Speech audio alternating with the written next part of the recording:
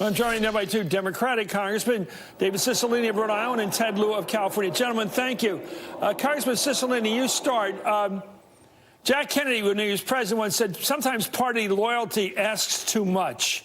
I don't understand these Republicans. Here's a chance. They say, I like his tax cuts. I like his deregulation. I don't like his personal behavior. This was about his personal behavior, and they voted with him like lemmings. Your thoughts?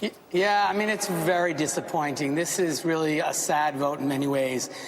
We only had 4 Republicans who were willing to show the courage of their convictions to speak up and condemn this racist language in strong terms. The president's evidence is he doesn't understand what's really great about this country, and that is our diversity, the fact that America is a welcoming place for people all over the world. The idea of saying, go back to your country is one of the oldest racist tropes there is. It should have been condemned by every Democrat, every Republican, every independent, every American. It's un-American. It was disgusting. The president owes them an apology, owes the American people an apology.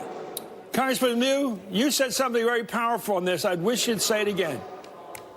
Thank you, Chris, for your question. So, like many people in America, I'm an immigrant. I also served on active duty in the United States military because I love America, and yet people go back to China or Japan or North Korea, and it's very hurtful when that happens. And like many immigrants, when we get that go back insult, we feel like we don't belong here in America. And make no mistake, the go back insult is flat out racist because it's based on race. If I was white, people wouldn't tell me to go back to China. They tell me, and I experience that insult because I happen to be of the Asian race. But what's good is Americans now realize that immigration is a good thing. We have high support for immigration, in fact, record highs according to a new poll. And David Cicilline and I are still going to be standing here after the occupant of the White House departs. Yeah, I think that's true, Mr. Cicilline. Nobody would tell some West Virginian from a Scotch background, Scotch-Irish background, to go back to Scotland or to go back to Northern Ireland. Nobody would think of that because they're white. It's so obvious the way this. Yeah, I mean, it's so obvious, and what's so disappointing is you look at the president's language, you look at his policies. This is clearly racism, and this was an opportunity for everyone to stand up and say enough is enough. We need to move forward on a whole range of important policy issues. We've passed 230 pieces of legislation that are sitting on Mitch McConnell's desk. We have lots of work to do for the American people, but it would have been very helpful today if everyone in the Congress said this is not America. This is not acceptable, and condemned it and voted to condemn the president for what he did. And it was very disappointing that we only had 4 Republicans that were willing to add their voices to this. This doesn't reflect who we are as a country. We cannot let the president say these things and change the character of America.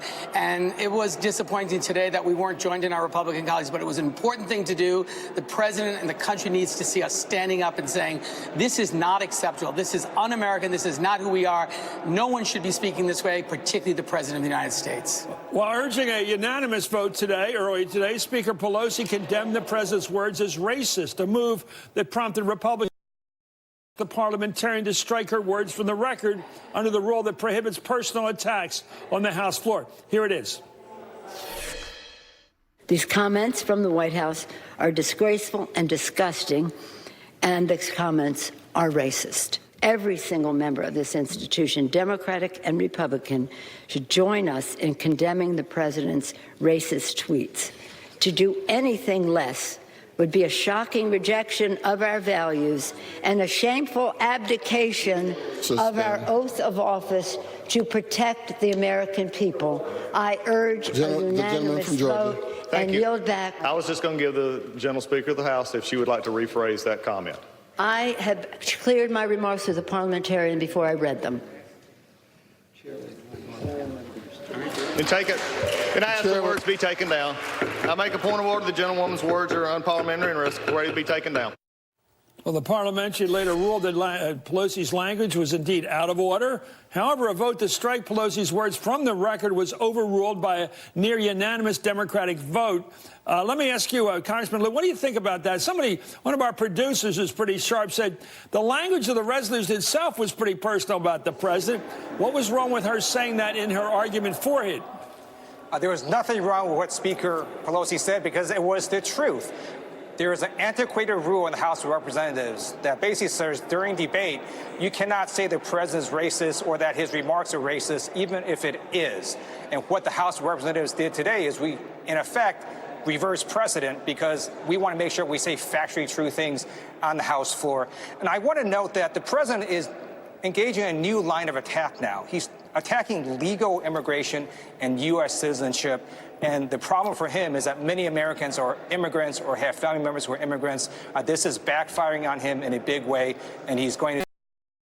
Most of America does not support what he says. And Chris, the so real powerful. irony of it is, the Republicans didn't have the courage to stand up and call it out and say it's racist and condemn him. Then they try to prevent those of us who actually have the courage to stand up and tell the truth from preventing us from doing that and trying to get the speaker's words taken down. I mean, think about that. Bad enough you don't have the courage, that you're a coward who won't stand up for American principles of equality and diversity and all the things that have made this country strong. But then you want to take down the words of the speaker because she spoke the truth. It's a shameful day.